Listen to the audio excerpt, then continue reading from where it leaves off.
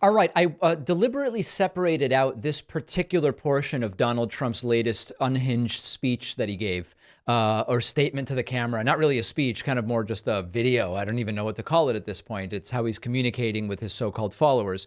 I wanted to separate it out because there's a much bigger story behind it that's building among the Republican Party. At the top of the show, I told you that there are many DeSantis potential mega donors who are furious with DeSantis and getting away from him. But there's another movement that's going on. There's a movement that's going on from within the Trump camp to pound and crush DeSantis so badly now before he even announces, with the goal of getting DeSantis to not even try. Wait till 2028 or forget about it altogether is sort of the idea. The right-wing Washington Times reports DeSantis has Trump campaign's foot on his throat, seen as true threat to ex-president's 2024 hopes. And the idea of what's going on here is that Trump, on some level, does worry that if DeSantis did get into the race, doesn't mean DeSantis would win, but it would be a fight that maybe Donald Trump doesn't want to have. And so the idea is maybe Trump can get DeSantis to not even get involved in this race altogether. And this brings us to this particular moment from the speech, from the video. I don't know why I keep calling it a speech. From the video that Donald Trump published yesterday, where he just ranted and raved about DeSantis's poll numbers. And this is considered part of the effort to prevent the contested primary. Trump's still winning by 20 in most polls, but what would be a contested primary, and instead open the door for Trump to face off against twos, threes, and fours, as we call them, people polling 2, 3, and 4%, and have a much easier path to the Republican nomination. Take a listen to this. Getting lots of job requests from people currently working for the Social Security Medicare cutting, the sanctimonious campaign. Ron's poll numbers are dropping so fast and furious that many people are speculating he's not going to run. He just hired Kiss of Death Jeff Rowe. He's a kiss of death. I can tell you a lot of the people that we defeated who were represented by Jeff Rowe, kiss of death, who dropped Young Kim, you know who Young Kim is, to see if he can help.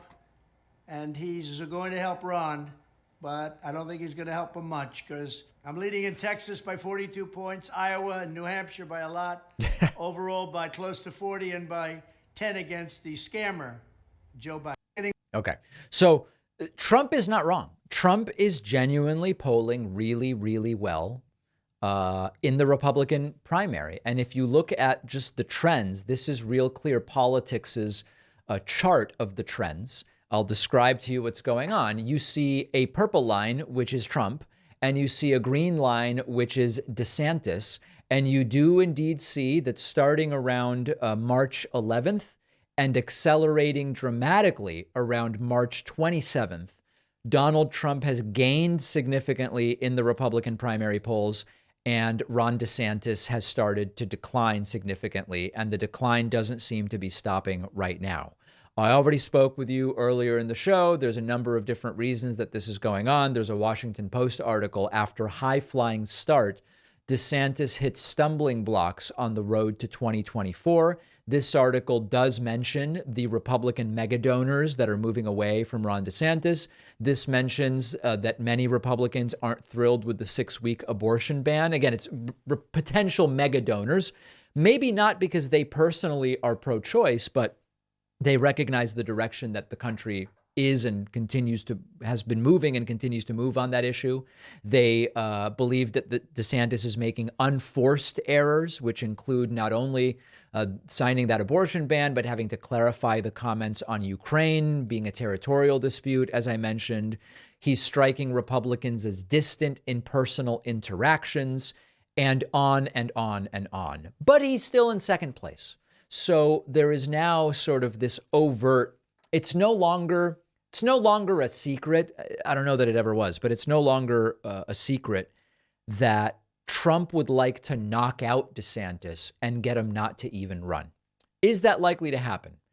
There's two different perspectives on this. Perspective number one is, even if you're only polling 30%, or what was it exactly in that Real Clear Politics? DeSantis is polling on average 24% right now. Even if you're only polling 24%, it's difficult to get away from running when it will put you on the national stage up against Trump, which is a great opportunity to get attention, which can backfire if Trump makes fun of you in a way that's effective, but gives you a ton of national attention. And you probably, to some degree, think to yourself, I mean, listen, Nikki Haley announced and she's polling, what is she polling? She's polling 3%. And, Ramaswamy announced and he's polling 1%. I haven't announced anything yet, and I'm polling 24%. I'm sure I can build that number if I actually announce and run. So on the one hand, that would be the argument that makes it very difficult for you to say I'm not going to run. On the other hand, if you're patient, it does seem logical to me to think, I'm polling 24%, but what's my ceiling? Is most of the, Haley, Pompeo, Cheney, is all of that just going to go to Trump, who's already over 50%?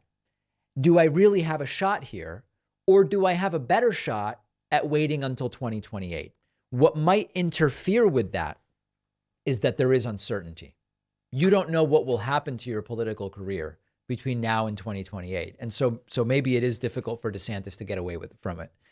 I don't think that it is 100% that DeSantis runs, but I think it is the most likely outcome at this time. And from the people I've spoken to in Florida who are sort of like tangentially surrounding the DeSantis camp, there is a lot of confidence that the decision has already been made by DeSantis, that he's not going back, and that no polling collapse short of going to zero is going to dissuade him from running. We'll watch it and we'll follow it very closely.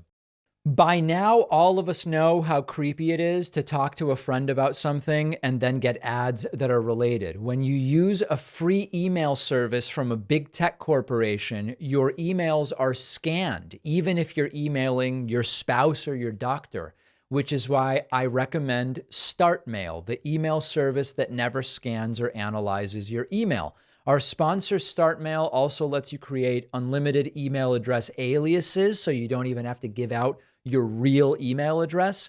This protects you from spam and phishing attacks. Phishing attacks are becoming way more sophisticated with the rise of ChatGPT, by the way. StartMail lets you encrypt any email you send, even if the recipient isn't using encryption. Unlike the big tech email services who store even your deleted emails, when you delete an email in StartMail, it is gone. Migrating from your current email service to StartMail is just a few clicks. So what are you waiting for? Stop letting big tech corporations spy on your email. My audience gets 50% off your first year at startmail.com/Pacman. The link is down below.